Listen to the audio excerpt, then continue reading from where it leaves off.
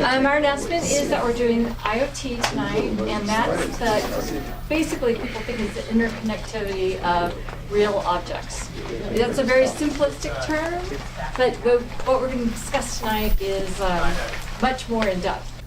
And we've got 5 great panelists tonight, and then our moderator, David, and I'll go through each one. We've got Bruno, who's the defensive coordinator, and we've got Christopher, who's a VP IT, and we've got Michael, a VC, Jeff, a VC, and Voltaire, our entrepreneur. Okay, so first off, David, yes. Tell us in like 1 or 2 sentences about your new startup. Yeah, so welcome everybody. Hope you're having a great time already, even though we're just getting started, but I feel good energy here. So my name is David Carlos. I am the co-founder and chief technology officer, although my official title is the sexy technologist, at my homepage, a real estate startup company that is focused on making life awesome. We build software for property managers of residential real estate that allows them to deliver branded property websites for their building. So every building will have a website where you can go on, you can meet your neighbors, you can communicate with management, submit maintenance requests, pay your rent online instead of writing a check. It's a really cool platform. Exactly. And so Chris, tell us about yourself. Good evening, everyone. My name is Chris Colucci. I run the technology practice for Collaboration Catalyst. We're a management consulting firm focused around life sciences, particularly helping organizations change behaviors. We don't elaborate on technology. We don't lead with technology, but we come in there and help them change behaviors and then enable the technology. We do a lot around collaboration and collaboration effectiveness.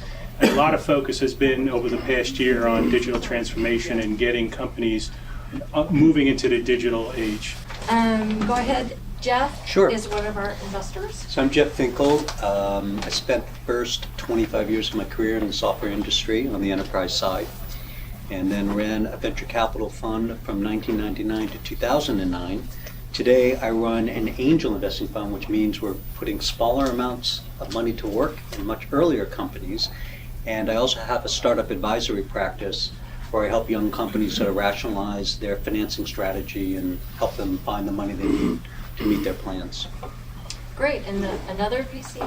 Hey guys, I'm Mike. I do expansion stage VC, which I define as Series BCD, so it's not super early, not as early as Jeff's doing, but also not as late as I was doing before, which was I was doing growth equity investing, so it's $30 to $40 million checks. Now I'm doing $3 to $10 million checks. And before that, I started a big data visualization analytics company, and before that, I was doing enterprise software M&A, and just here to meet more people who are into tech. Okay, Bruno. And I'm Bruno from SaberPoint. We specialize in business and IT solutions, and similar to what Christopher said, we really lead in with the business solution versus the technology. So. Really trying to see what small and medium-sized businesses are trying to do to increase productivity and find new solutions, new ways for them to do business and be competitive with some of their larger competitors. And Voltaire, he's my special panelist because I met him at a fish hackathon, and it was really fun talking to him. Tell him about yourself, your background in sociology. My name is Voltaire. My background is in sociology, and I'm a social entrepreneur who's building a mobile app that can measure people's willpower towards their goals in life. I believe I have a social theory that says that if people are connected to passion and purpose, that they'll waste less in life. They'll waste less time, money, energy. I've done research in 9 countries and 13 cities, just getting back to America. And I look forward to listening and hearing some of your ideas on what you're doing and sharing what I'm doing. Okay, David, it's all yours. Absolutely.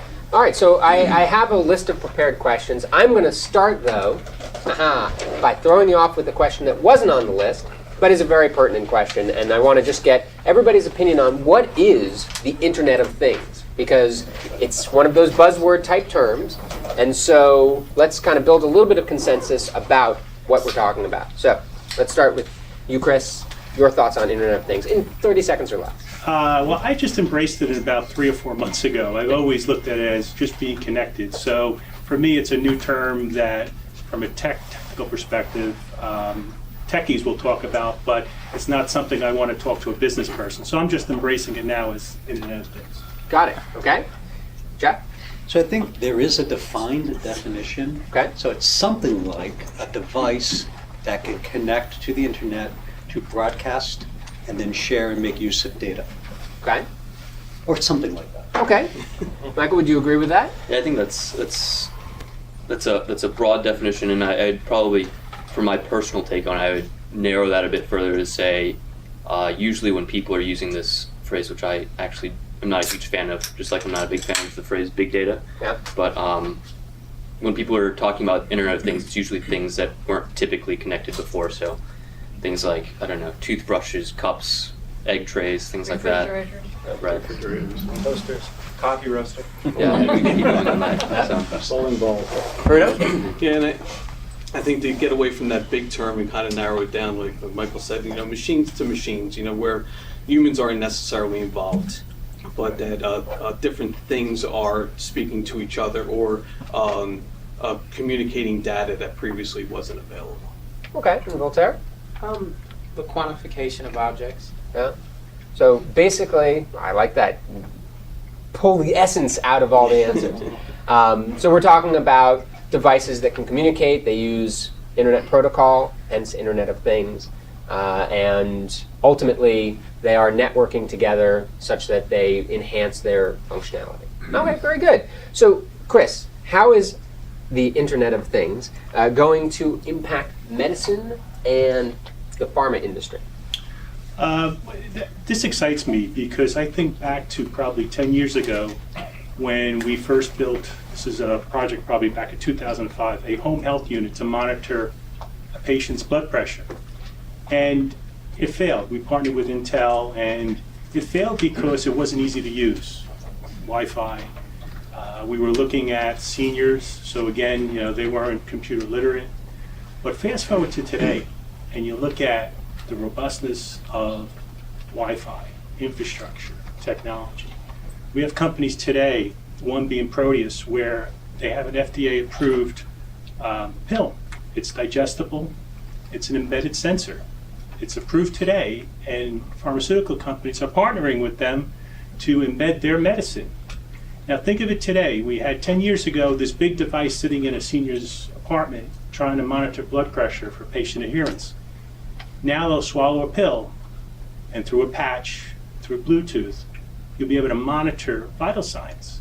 So for me, I think the Internet of Things, which again, as I said, to say that to a business person, they'll look at you like, what are you talking about? What's the value this is going to bring to a patient? And explaining in those terms is exciting. And you're going to see more and more technology partnering with pharmaceutical manufacturers to deliver better patient outcomes, to improve patient lives, to monitor, for a caregiver, to monitor a loved one from a very far distance. So it's exciting, this whole space as it matures. Awesome. And Jeff, I assume that we are going to need money to make all of this work. How do you invest in companies that are playing in the Internet of Things space? And before you answer that, we have a question from the audience. Just with regard to the life sciences and to the technology that you just mentioned about embedded sensors and monitoring patients' vitals and the like, I'm curious to know whether the communication with those sensors is one way or whether it's two ways between the reader of the information and the source of the information. And the reason that I ask is that it seems that one of the things that it may well be omitted in this particular realm of technology is the issue of hacking and intervening or messing with that information or worse. Yeah, I think that's a great question. I think you see that with pacemakers, where again you could adjust the pacemaker, but again through secure channels. There is concern with that, and I think that's where the immaturity, developing security protocols. But when I look at two-way, I've observed companies where they're looking to monitor blood sugar levels and adjust it. Maybe it's too low or too high, and without visiting the physician, adjust it. So it's happening, but I think we need to get ahead of it with security and along those lines. So yeah, that's actually a really good jumping off point in terms of security, talking about privacy, talking about additional sociological issues related to the embedding of technology or the utilization of technology that can actually affect life and death directly. So I open it to the floor. Anybody want to jump in? Well, I think, so to your point, privacy, security, in addition to a lack of articulation and the perceived value, are probably the biggest things that are sort of holding back widespread adoption right now. And I think for different kinds of applications, some of those loom larger and more scary. Certainly in the the biosciences, hacking into a device that's inside of you is the scariest thing there could be. One of the notions I've been playing with has been a kind of an industry-wide consortium for standards that would be embraced uniformly before this technology rolls out. And it just seems to me that it's not unreasonable in investing in these technologies to, in effect, earmark money towards that purpose, because it's going to just become a bigger and bigger headache as we roll it out. Well, it is. I mean, there are all kinds of infrastructure companies being founded and being funded that are going to handle some of those related aspects, whether it's how you store the data, whether it's how to do public key, private key, security on a device, which is hard to do because it usually takes a bigger footprint than a small device. That's happening. Okay. That's happening. That's sort of happening, hopefully, in lockstep with consumer adoption. Thank you. So, Michael, Yep. Internet of Things, is it all a bunch of hogwash, or is there a real there? So, even though this is a bird question, I can tie it back to his question because I think it's pretty relevant.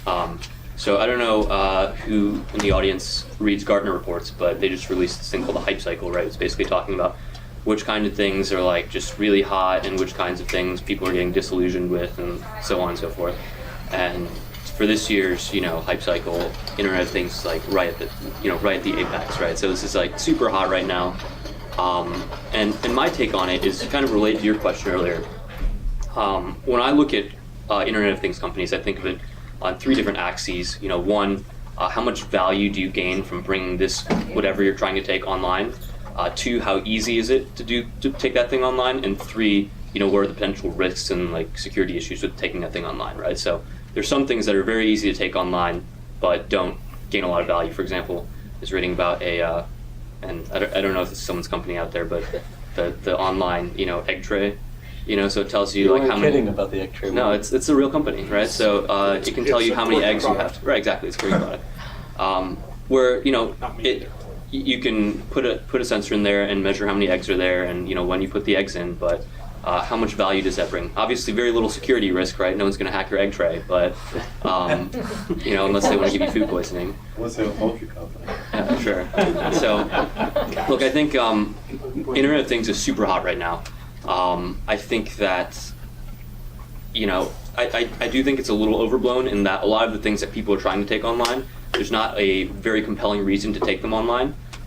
So, I just paged through a deck before I came here today of, a bunch of different things from, I'm sure you guys have seen this, the cup that tells you, how many calories are in what you're drinking, to the toothbrush that tells you, how good your dental hygiene is. Some of these things, I don't know if it really makes a ton of sense, but there are other things that make a lot of sense that I really could see adoption start to take off for. So I think it's overblown in a lot of areas. People are trying to do too much now, but there will be some things that specific people are trying to do that will really take off. And then Bruno, now let's talk about retail and the tie-in there. Yeah, and I think when you talk about retail, you have to take a step back and talk about the traditional internet and what a threat that was to retailers. What's the biggest threat to retailers today? It's probably Amazon. So, and everyone does their online shopping. Every holiday season, you see the percentages keep going further up of how many people are doing their shopping on the internet. So now what you have is retailers kind of fighting back and saying, okay, we can give you a similar type of experience in store. So you get the instant gratification of shopping in a retail environment. At the same time, they're able to kind of track your movements. So there's a pull and a push. They're pulling information from you, looking at your movements within a store. How much time do you spend within a certain section? What products did you look at? Similar to how you do it on the traditional internet. And then being able to push things down to you and saying, okay, well, I know you spend a lot of time looking at the TV section. So let me send a promo out to your phone. And how many people utilize these handheld devices in everyday life and use them when they're shopping, either for price comparisons, knowledge of a product, just your whole information bank is now sitting in the palm of your hands. So retailers now are kind of taking advantage and really just kind of trying to transform the customer experience in store. One is to battle the pure online shopping trend. But another is to give a better customer experience when competition is so tight, and customer loyalty is probably at an all-time low. Had a question in the back? Yes. So how do you see the introduction of the Amazon point of sale system and theoretically the melding of bricks and mortar and internet? Yeah, and that's a big piece of what we're seeing with iBeacon technology and the like, is that melding of the experiences. So every company is trying to get their arms around customer behaviors and how to react quicker to it, being able to make adjustments, how to build that knowledge back into the supply chain, and being able to trim expenses and the like. So there is a true melding happening. But if that happens, if Jeff Bezos gets his sticky fingers into retail, then he is going to be tracking inventory in small stores. There is nothing that Amazon will not be able to do in terms of delivering something to somebody somewhere. Yeah. Whether it's by drone or by foot. I agree. I think, Amazon is one of those type of companies. Google is another. I mean, every little step that you take, Google may know that you're here this evening. So. Well, I'm sure they. So. Yeah, another question. I'm a little surprised that the focus is on B2C, where it seems to me that the critical mass would be in more B2B and the logistics and manufacturing and all of the areas where you're moving so many disparate products and items, whether it's homeland security or inventory, down to the second inventory control or all of those things. I would think that's the killer app. There's no sex appeal there, though. It's not exciting. It doesn't get people all jazzed up like a toothbrush that tells you. David, to that point, there's a lot of sensors on packages now is becoming a tremendous trend. Knowing where your package is, not relying on UPS or FedEx to tell you where it is. Also for counterfeit.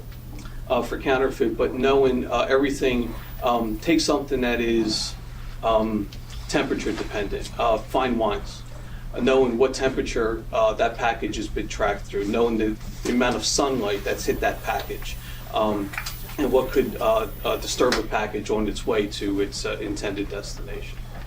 I have a question, actually. Yeah. For both my fellow panel members and the audience. So, like, QR codes and RFID stickers have been around for a very long time, right? Do you guys consider that like Internet of Things, or is that something else? RFID, yes. Yeah. QR, it also depends on how you use it, because it can link into something and become very, very, once it links, it can pull information from all over. QR code's not connected, it's just that. Exactly. You can use that as a...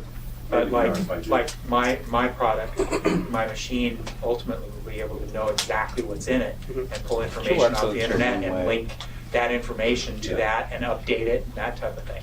So. I think again, in the strict definition, you're using internet protocols to communicate both ways. Yeah. QR code's probably a stretch, RFID, less so, but it's been out there for a while. But that's just the narrow definition. The idea is we're going to generate a boatload of data. A lot of things are going to be connected. They're going to have different degrees of value across the product scope, and everything's going to change. Oh, did you have a question or comment? I'm trying to boil this down to 20 words. Okay. Yeah. So I want to take this back to the retail, because I used to be in retail. And the question is, you describe what it does to retailers, but what does it do to the customers? And let me put it this way. You describe how you manage inventory, you can push things to people, but as a customer, what do you do for me? Like, if I go to a supermarket, I want you to know what's on my shopping list and lead me to where I need to go, not push a bunch of crap that I don't want until I've got my stuff done. And that's the difference between your vision and Amazon, is that he is thinking about the consumer, I think, and you guys are thinking about the inventory control and how to do stuff with customers. And like we said, there's a pull and a push. So you're pulling information from a customer, and that is for a lot of back-end systems, a lot of the supply chain and the like, and things that are important to the business. But then there comes the push, and the push is whether you're given special promotions, a lot of things like you said, location-based, pointing you in the right direction. I can't find X product. And it probably takes me twice as long to get through a supermarket as it takes my wife because I don't know where anything is. But having a shopping list and being able to point you in the right direction, and also point you to where the promotional items are, whether there's a special sale happening on a particular item that you've listed. Got it. Okay, but here's the difference. With Amazon, they would understand if I'm going to Home Depot and I buy a 2x4 and I buy nails of a certain kind that anchor into concrete, they figure out that I'm building some kind of shed. They say, as long as you build a shed, you probably need this, you might need that, and by the way, can I help with this stuff? They're helping me. What you're talking about is how much more crap can you sell to me? And I want to point this out because the Internet of Things is really a living system, and people really get it. I understand that there's a dialogue with the consumer, and it's a visionary leap as opposed to like how much more stuff can we Think of it. manage. And I think that's the real challenge. Can I want to get Voltaire's take on that, because one of my questions for him was going to be about the societal impact on people in general. As you get millions and billions and trillions of connected devices that are tracking everything that's happening, what do you see from your perspective as the impact to society over the next period of time? I think anytime when you're talking about institutions or systems, you have a vehicle, and you can choose to, go to heaven or hell with it. And what I mean by that is that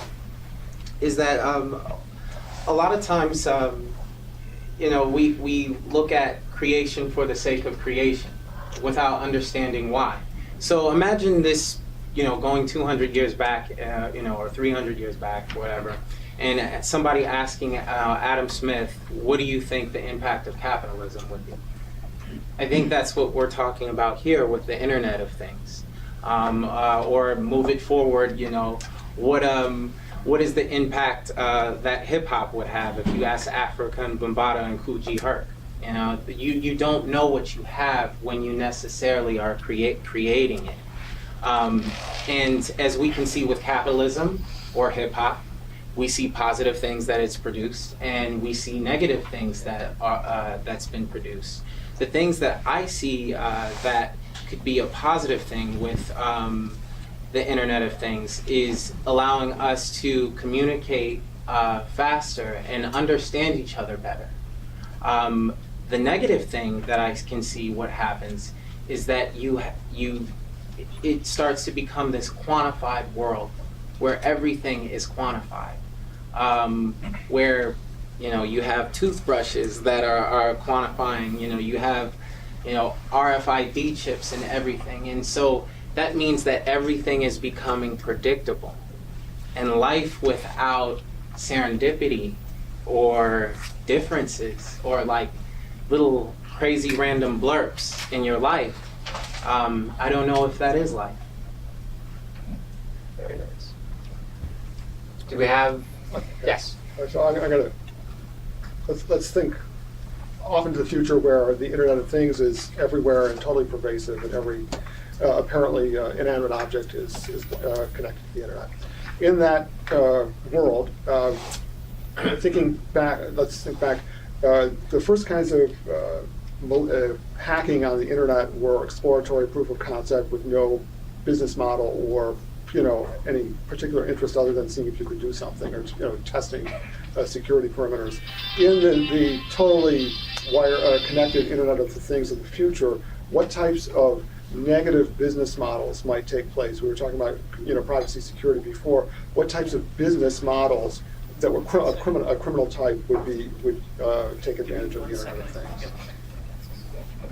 As people do now with Which one of you has the most devious mind? It's really, so I mean, criminal is different than just predatory business practice, right? So criminal is hacking, selling your privacy, impersonation, those kinds of things that are already a risk in the internet will be a much greater risk if the infrastructure doesn't evolve to support it. As far as bad business models, I mean, just the endless pushing of data. And one of the things I was thinking about as Voltaire was talking is just the noise of information that's going to come your way, of which some won't be useful. Some will be, clearly, and a lot won't be useful. But probably the over marketing of products and the predictability, that's it's different than sort of true criminal hacking. I was thinking of now, organized crime groups might, say a corporation after stolen data from them. That will be a very real threat. Right. How much worse could it get? That was the question. Well, so do you guys know a company called Axiom? Sure. Right, so they have a lot of data on people, right? Like, the idea that popped in my head, maybe I'm just more evil than you guys, it's like evil Axiom, right? So, like, I don't know if you guys saw last month at the Black Hat conference, they just hacked the Nest thermostat, right? And so they can basically tell when you're home and when you're not home. Google can tell a lot of that now already, but like, imagine an example. Right, having all this data, like you could create a really evil Axiom that knows a lot about people. Then that just goes to your point in the back, sir, about like pushing stuff, but it's not pushing stuff that you don't want. It'd be like, we actually know what you want better than you do, and we're going to sell that data. That'd be kind of a cool company. and before you knew it. Before you knew it. I think to your point, when you talk about how bad it can get, one of my concerns, I'll give you an example. People that are over the age of 25 and up probably remember when you used to memorize your telephone numbers in your head, and you could go on recall.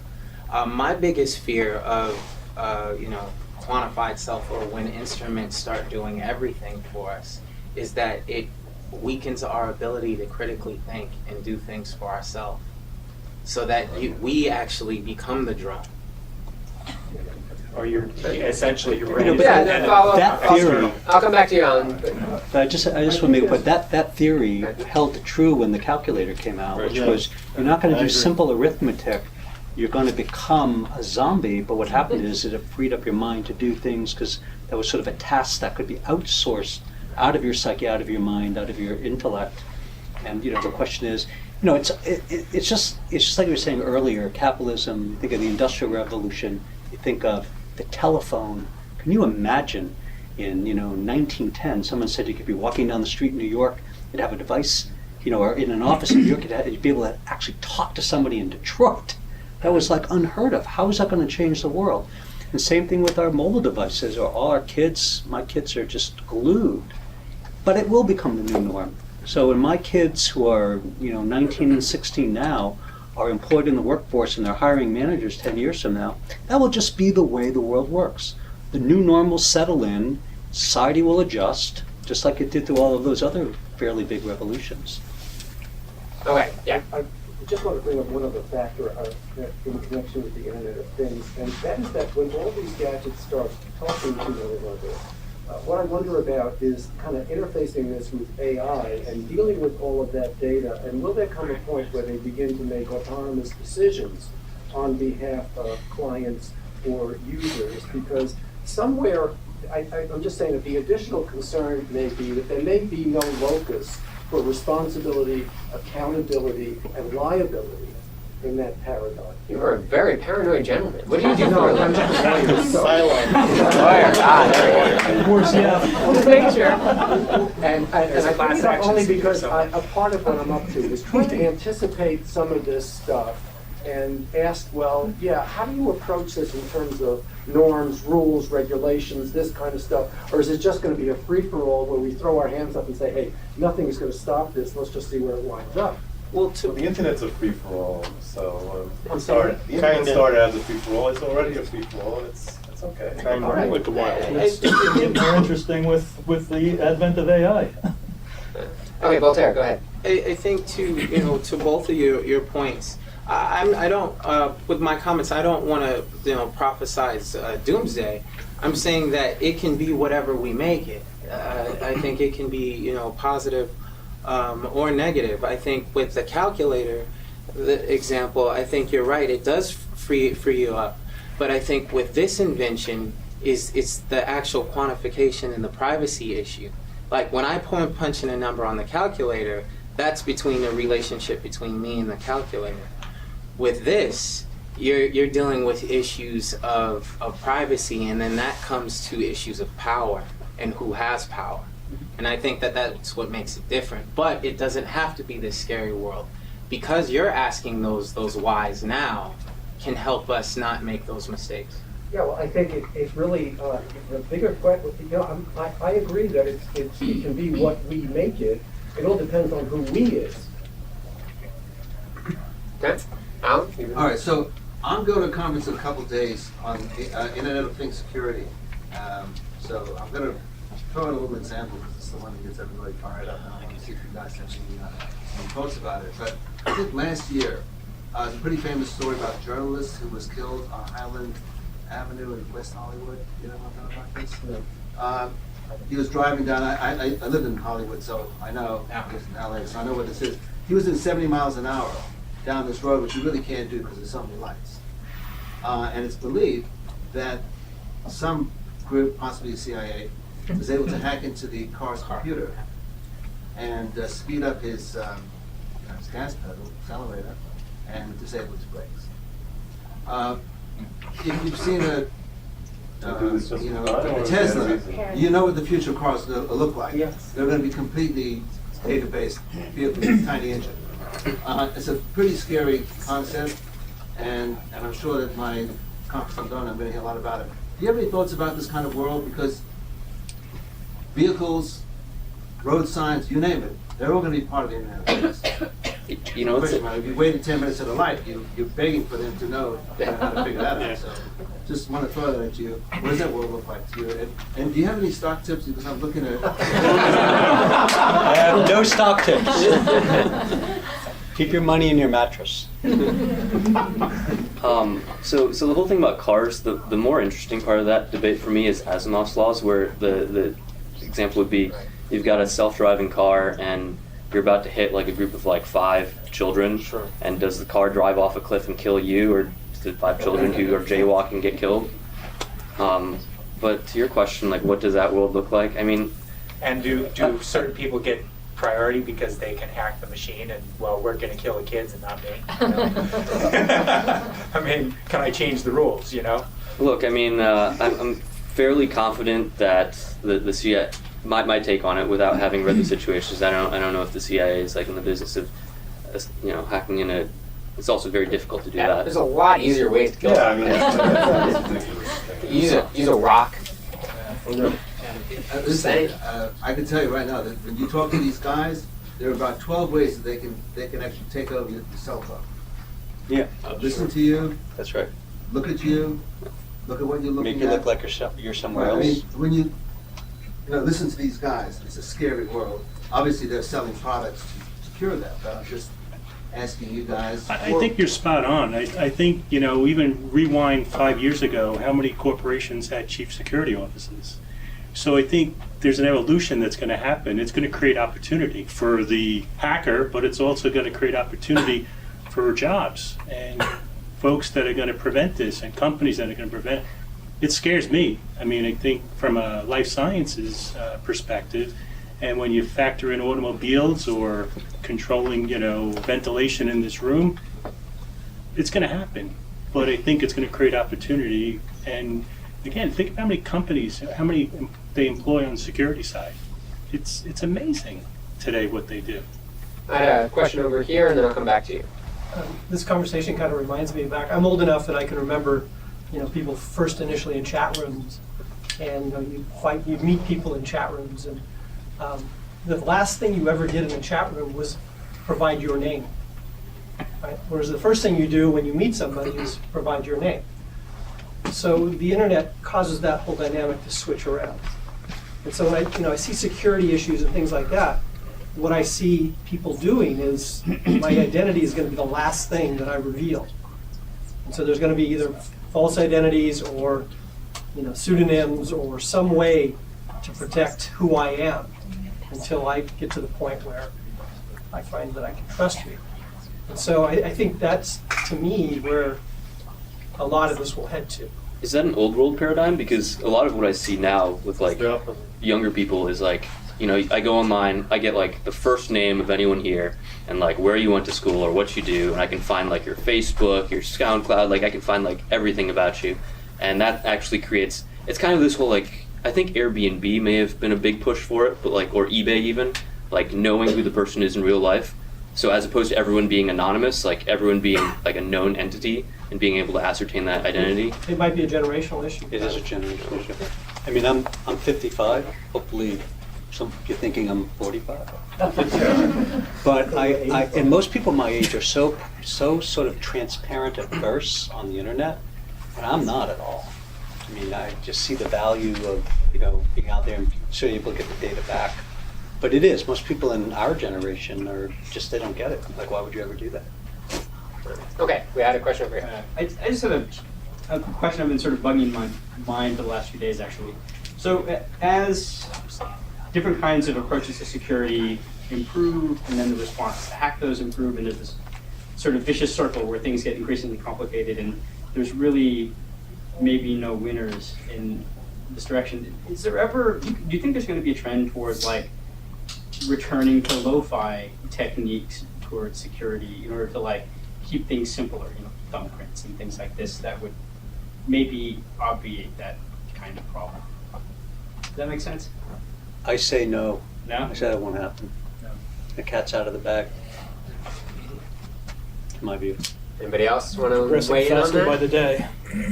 I'll just say I was talking to someone from Russia who was talking about how they're reading everything and saying, people are now finding the old fax machines so they can go back to samizdat because That's Russia, though. Yeah. No, we're not that far away. No. Okay.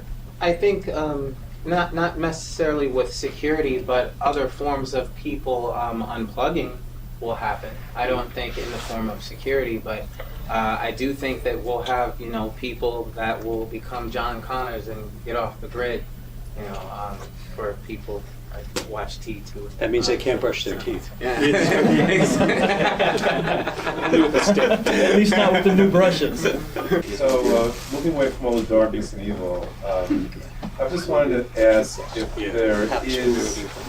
there is, besides the basic trends of Internet of Things, what's going to be the killer apps besides security? What will be the killer apps, do you think, in the Internet of Things, the software that is going to be developed?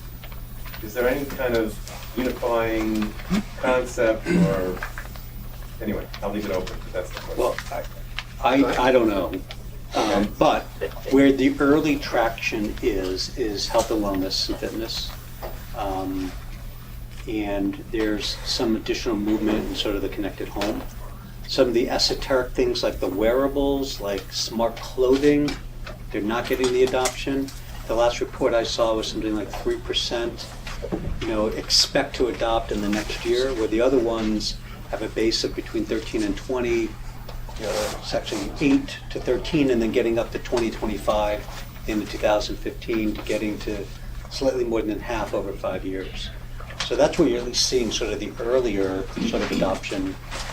I can't tell you what the killer app will be. I think maybe to what excites me, when you look at how long it takes to bring a drug to market, if we could shorten that time frame, particularly around clinical trials.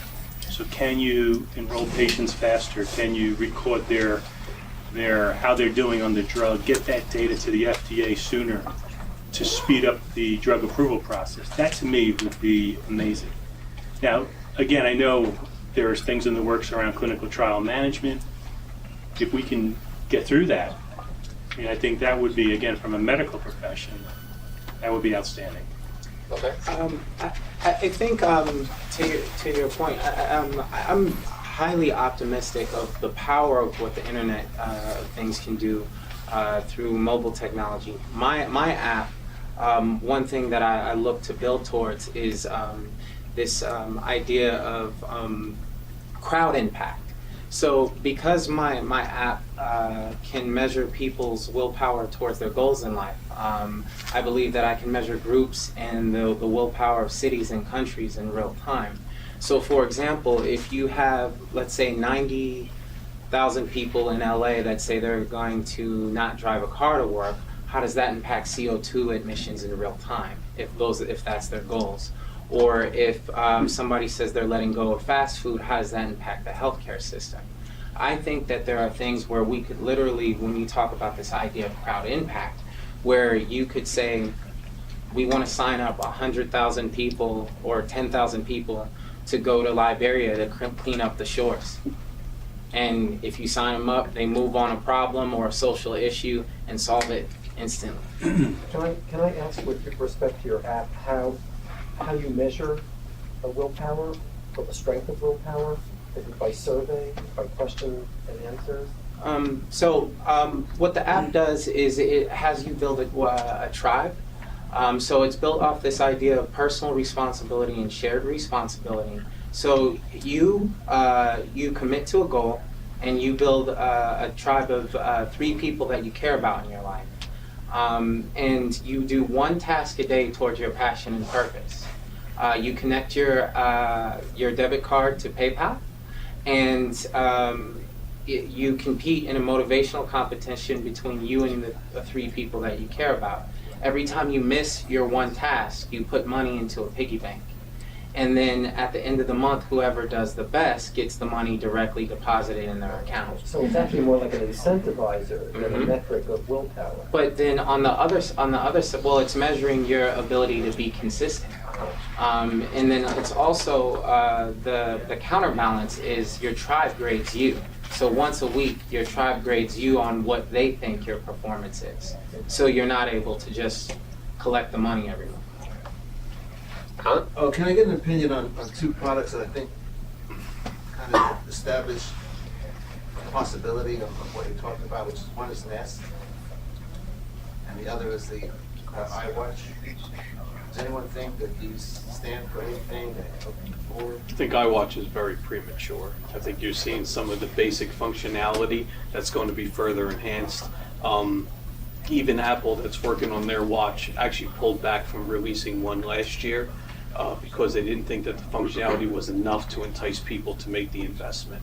I know a lot of people that have purchased the Samsung Gear unit, and after a couple months aren't wearing it anymore. It's just not enough to keep them interested in the product.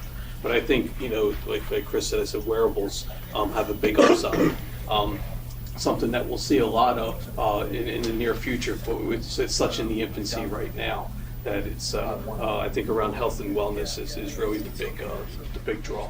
What about Nest? I haven't used Nest. I think it's a cool product, especially the predictability, kind of understanding kind of your behaviors and reacting automatically to it. And I think you'll see a lot more products like that. That kind of start to kind of gauge your movements and start, in essence, what we've been talking about, thinking for you. Kind of eliminating things that you need to do to focus on other things. But I haven't used the product myself. I saw some other hands. Yeah.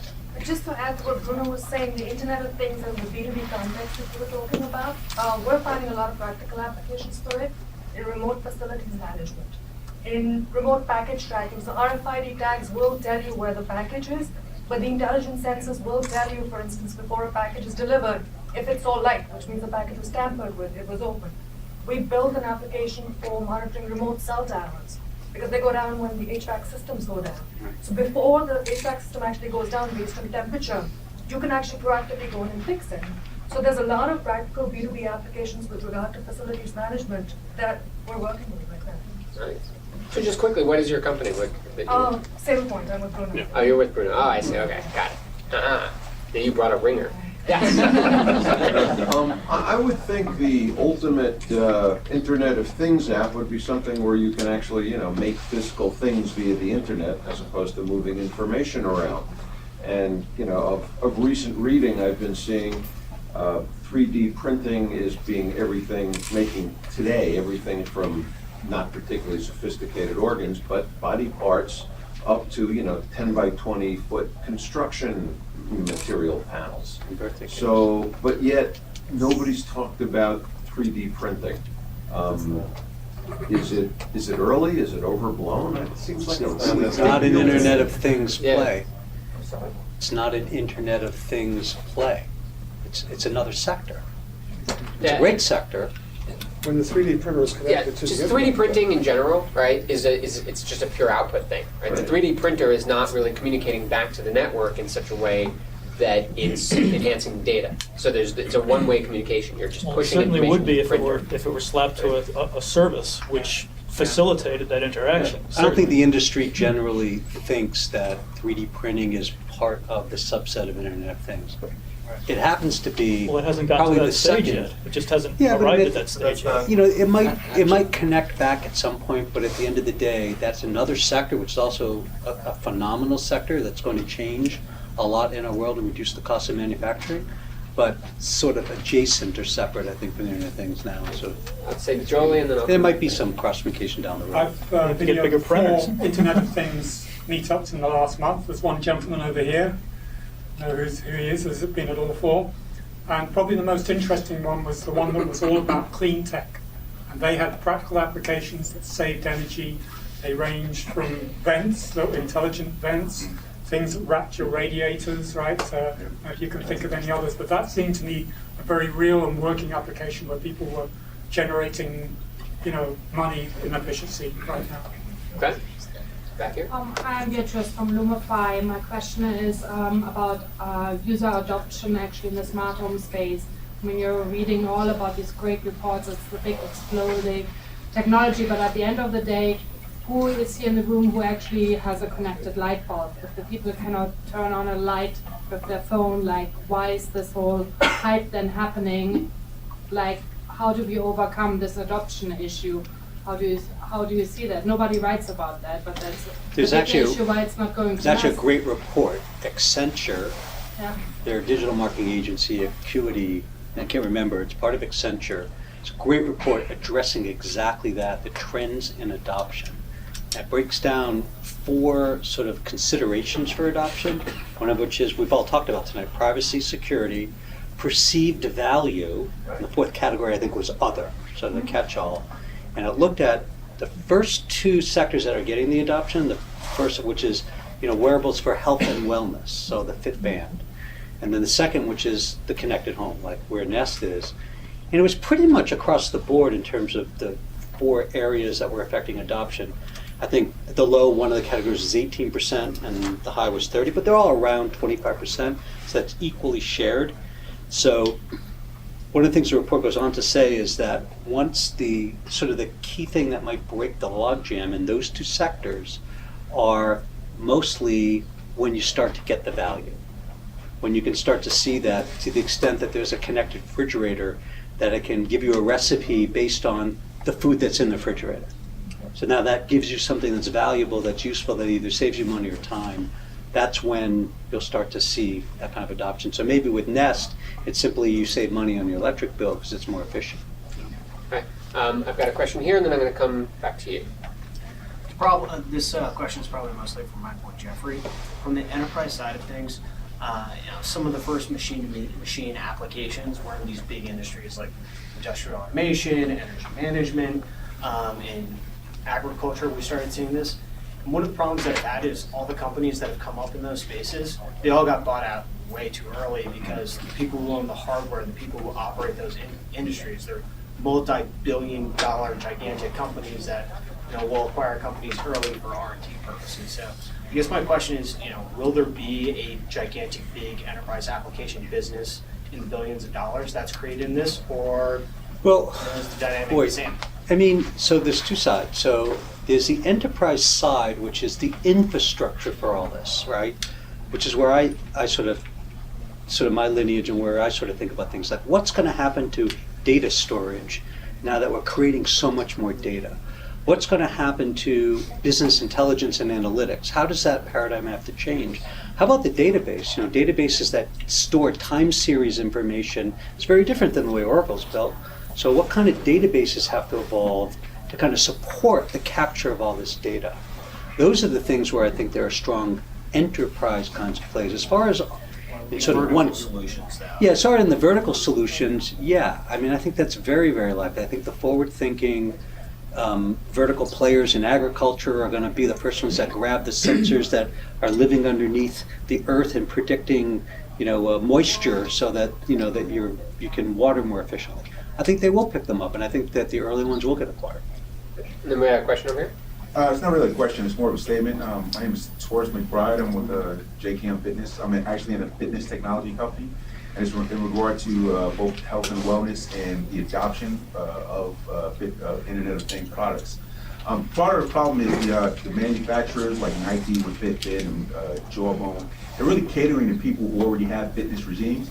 So if I go for a 5K every morning, I want to track that, but I already really know what I do. So if the technology isn't accentuating that in any way, then what do I really need this for? And I've spoken with a lot of people who say, I got to charge this thing up every day, and it's not completely accurate.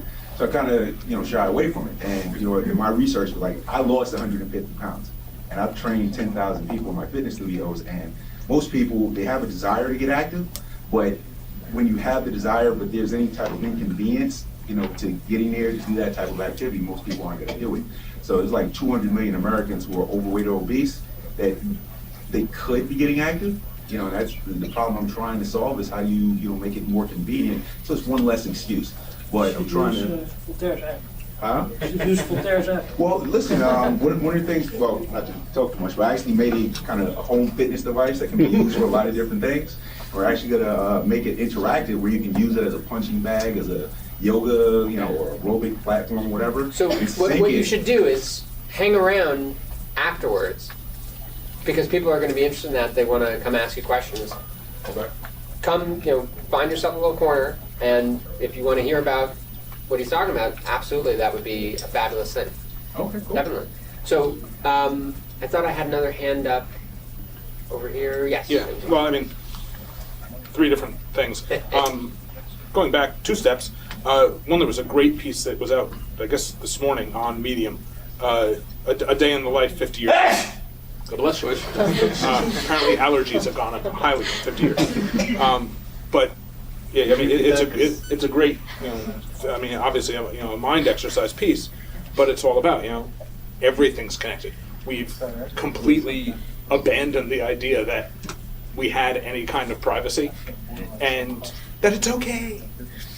Because, I'm getting into, next generation Uber, and it's for single people, and therefore it finds another single person kind of going in the same direction, and we share a ride. Yeah, that's awesome. And that's great. And it says, well, hey, you were going to go for ice cream. Maybe she'd like to go for ice cream with you.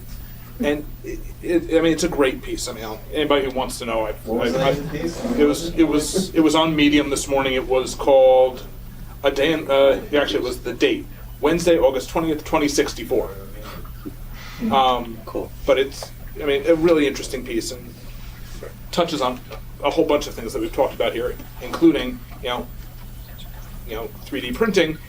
You say, well, geez, she says that she was going to go swimming. Can So somebody I don't have swim Airbnb? trunks with me. So he dials ahead, and a little micro factory makes him some swim trunks and delivers it to his car as it's driving down the road. Sounds like a great day. I'm there. I'll be the guy with the plug in the side of his neck. Okay, so yes, very good. So it's back to the panel. I want to get back to the question about Internet of Things as it relates specifically to the impact that the technology itself will be generating, right? So we've got a problem where you've got a bazillion devices. They're all thinking for themselves, maybe, they're connecting.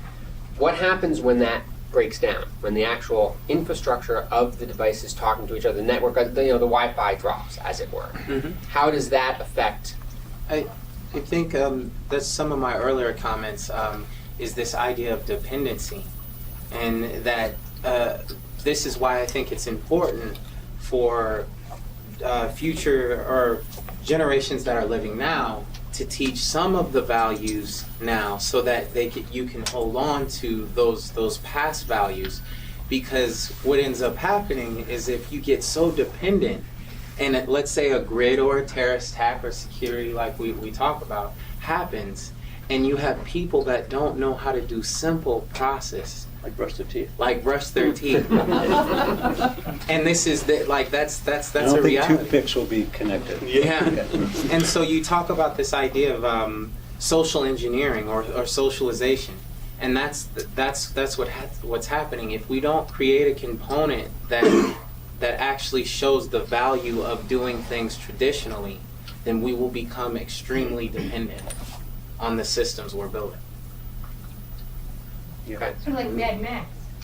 Yeah. And I think in a lot of ways we're already there. I mean, how many guys can shave with, a straight razor? I can't shave with a straight razor. How many teenagers can sit at a table with their parents for dinner and not have their phone with them? Not mine. And to use the rotary dial. To champion that, this idea of what you just said, take the dinner table, for example. This used to be people's congress to their families, where they discussed the politics, how their days were going, things of that nature. And as these devices continue to come out, that communication or that connection, that physical connection that we had, was lost. So then you start seeing breakdowns in other aspects of people's lives. And so you see where the first institution, the family, our congresses aren't that strong in those areas. I'm the guy that believes the world adjusts. So it's, again, the same sort of examples of all these big shifts. And quite frankly, the telephone was a bigger shift than the whole internet. Well, that enabled the communication. And 20 years ago in the workforce, before email, you had to pick up the phone, call people. But now everyone's sort of settled into email.